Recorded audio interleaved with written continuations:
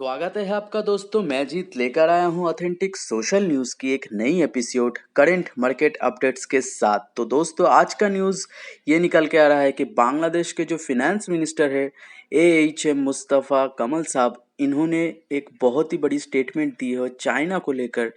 और दोस्तों ये स्टेटमेंट ये इम्पोर्टेंट इतना इम्पोर्टेंट क्यों है, आज हम इसी के बारे में बात करेंगे। तो दोस्तों जो बांग्लादेश के जो फिनेंस मिनिस्टर है, इन्होंने कहा है कि चाइना बिल्कुल भी भरोसे के काबिल नहीं है, क्योंकि चाइना जो है रिस्पॉन्सिबिलिटी नहीं उठाता दूसरे नेशंस की। चाइना सिर्फ अपने मतलब की बात करता है और अपने मतलब की सोचता है, और अपने स्ट्रेटेजिक इंटरेस्ट के लिए किसी भी नेशंस को वो मुसीबत में ढकेल सकता है, चाहे वो नेशन अपने वजूद ही क्यों ना खो दे। जी हाँ दोस्तों, और ये स्टेटमेंट कब आया है? तब आया है दोस्तों जब चाइना के जो फॉरेन मिनिस्टर है वो बांग्लादेश विजिट करने आए थे। शेख हसीना जो बांग्लादेश की प्राइम मिनिस्टर है, उनसे मीटिंग करने के बाद जब वो चले गए, उसके अगले ही दिन उसका सिर्फ नेक्स्ट दिन में ये स्टेटमेंट आना, ये अपने आप में एक बहुत ही बड़ी एक बात है, वो भी चाइना के लिए। क्योंकि ये चाइना, देखिए इतना बड़ा इकोनॉमी है, वर्ल्ड उनसे डरता है चाइना को बॉयकॉट करने से। सब बोलते हैं कि बॉयकॉट कर देंगे, चाइना को कट आउट कर देंगे इससे उससे, लेकिन कोई आज तक कर नहीं पाए, क्योंकि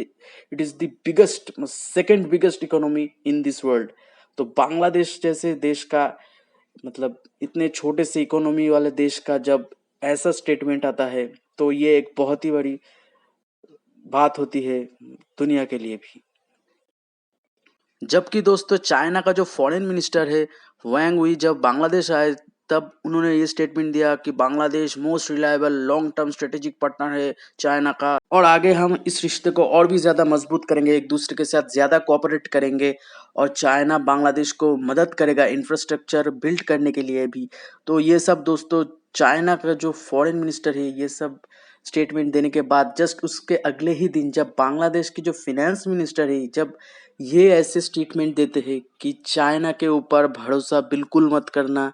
जितने भी डेवलपिंग नेशन है उन सब के लिए ये एक अलार्मिंग मैसेज सेंड होता है। सबको ये सुनना चाहिए, और जो वर्ल्ड मीडिया है ये बहुत ही तेज़ी से इस न्यूज़ को फैला रहा है। ये मैं बोलूँगा एक बहुत ही अच्छा चीज़ है कि दुनिया को पता चले जितने भी छोटे छोटे डेवलपिंग नेशंस है, क्योंकि ऑलरेडी चाइना ने अफ्रीकन जितने भी छोटे छोटे देश है जो भी इकोनॉमिकली इतना ग्रो नहीं कर पाए हैं पास्ट में, जैसे कि हमारे सब कॉन्टिनेंट में देख लीजिए, जो भी चाइना ने कैसी डेट ट्रैप में सबको फंसाया, चाहे वो पाकिस्तान हो, उनका आयरन ब्रदर जिसको बोलते हैं वो लोग, चाइना ने किसी ने को नहीं छोड़ा। श्रीलंका का हालत सबको पता है। और यहाँ पे बांग्लादेश के जो फिनेंस मिनिस्टर है कमल साहब, इन्होंने ये भी कहा है कि हालांकि उन्हें IMF जाना पड़ा है बांग्लादेश के लिए जो है लोन अप्रूव करने के लिए, लेकिन वो ये भी साथ ही साथ ये बताते हैं कि जो बांग्लादेश है उनकी हालत श्रीलंका जैसी नहीं होने वाली है, बांग्लादेश डिफ़ॉल्ट नहीं करने वाला है। यह भी एक बिग एक जो है स्टेटमेंट होता है जो कि फॉरेन इन्वेस्टर है उनके लिए, क्योंकि उनको पता है अगर उन्होंने इस टाइप का सिचुएशन को ठीक तरीके से हैंडल नहीं किया तो ये जो सिचुएशन है ये कभी नहीं सुधरेगा। तो ये यहाँ पे एक अच्छा मूव है। और दोस्तों IMF की माने तो IMF ने ये और दोस्तों और दोस्त और दोस्तों IMF की माने तो IMF ने ये कहा कि बांग्लादेश का टोटल $62 बिलियन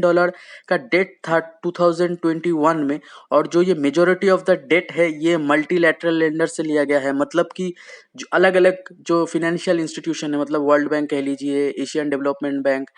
ये सब मिला के बांग्लादेश का जो ये टोटल एक जो डेट है ये स्ट्रक्चर जो क्रिएट हुआ है। और दोस्तों बांग्लादेश का जो ये स्ट्रगलिंग जो इकोनॉमी है, इसके पीछे का मेन रीज़न है जो इंपोर्ट करना, क्योंकि बांग्लादेश में ज़्यादा कुछ तो मिनरल्स है नहीं। तो वहाँ से बांग्लादेश को क्या चीज़ के लिए ज़रूरत है, जैसे कि एनर्जी, जो तेल खरीदता है बांग्लादेश, इसके लिए ह्यूज इंपोर्ट बिल उनको पे करना पड़ता है। जो फ्यूल शॉर्टेजेस जो अभी करेंटली बांग्लादेश फेस कर रहा है, जो कि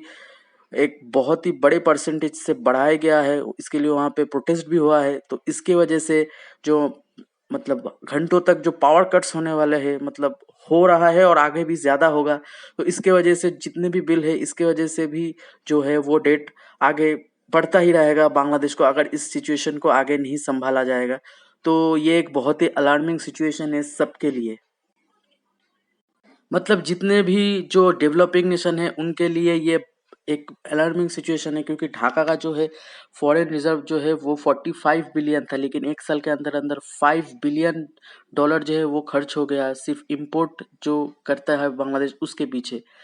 और दोस्तों साथ ही साथ बांग्लादेश के फिनेंस मिनिस्टर एएचएम मुस्तफ़ा कमल साहब ने ये भी कहा है कि जितने भी डेवलपिंग नेशन है उनको स्पेशली ये मैसेज सेंड करना चाहते हैं कि चाइना के ऊपर भरोसा बिल्कुल नहीं करना, क्योंकि चाइना ये बेल्ट एंड रोड इनिशिएटिव के मदद से मतलब जो ये सपने दिखाते हैं कि तुम हम लोग तो तुम्हें पैसे देंगे, तुम लोग मतलब इंफ्रास्ट्रक्चर बिल्डअप करो और तुम लोग रातों रात मतलब करोड़पति अरबपति ऐसे बन जाओगे, मिडिल ईस्ट की तरह, यूरोपियन मुल्क की तरह तुम लोग बहुत आगे बढ़ जाओगे, ये सब सपने में दिखा के मतलब अंधे रेट पे कुछ भी अमाउंट दे देते हैं। इसी के ऊपर उन्होंने निशाना दागते हुए ये कहा है कि जो ग्लोबल जो इन्फ्लेशन है और जो स्लोअर ग्रोथ रेट है, इसके बीच में जो नेशन फंसा हुआ है उनके लिए ये बहुत ही ज़्यादा मतलब एक अलार्मिंग सिचुएशन हो सकता है अगर उन्होंने चाइना से ये उसके बावजूद अगर चाइना से उन्होंने लोन ले लिया अंधे रेट पे, क्योंकि उनके पास पैसे देने के लिए कुछ बचेगा नहीं, क्योंकि इन्फ्लेशन ऑल टाइम हाई पर है, ग्रोथ नहीं हो रही है, तो वो जो पैसे लेंगे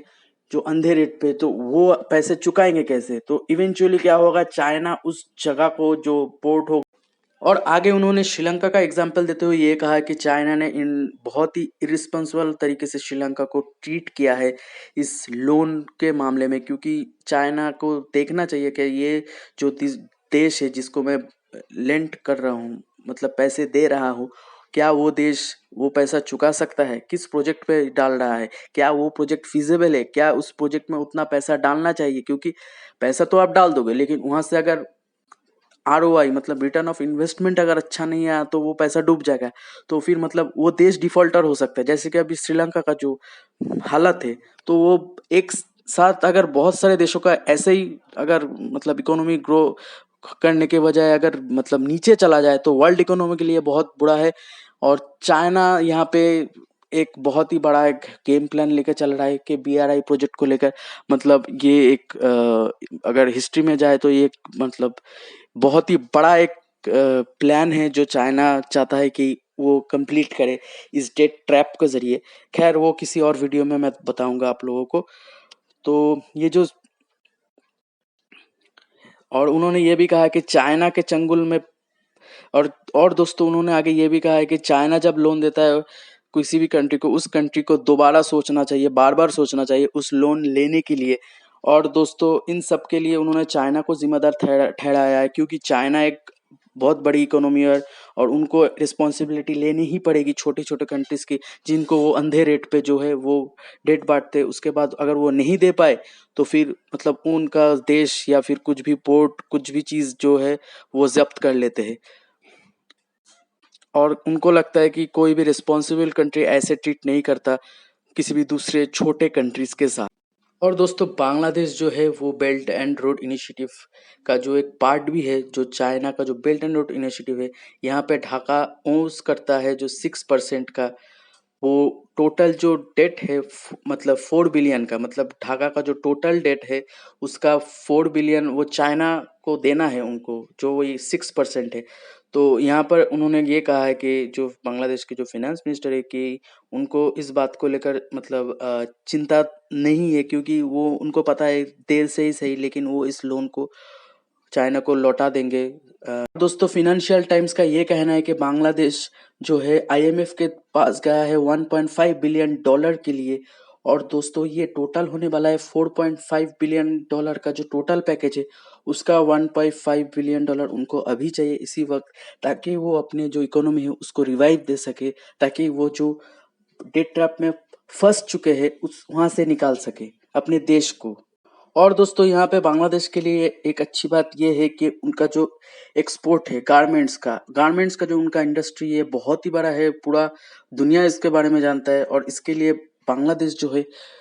इसका जो फायदा बांग्लादेश को है ये बहुत ही अच्छी तरीके से मिलने वाला है, कि क्योंकि वो गारमेंट्स एक्सपोर्ट करके वो जो अपना लोन है वो पे ऑफ कर सकता है। तो दोस्तों बस आज के लिए बस इतना ही। मिलता हूँ आपसे ऐसे ही किसी इंटरेस्टिंग और इम्पोर्टेंट न्यूज़ के साथ, तब तक के लिए गुड बाय यू ऑल।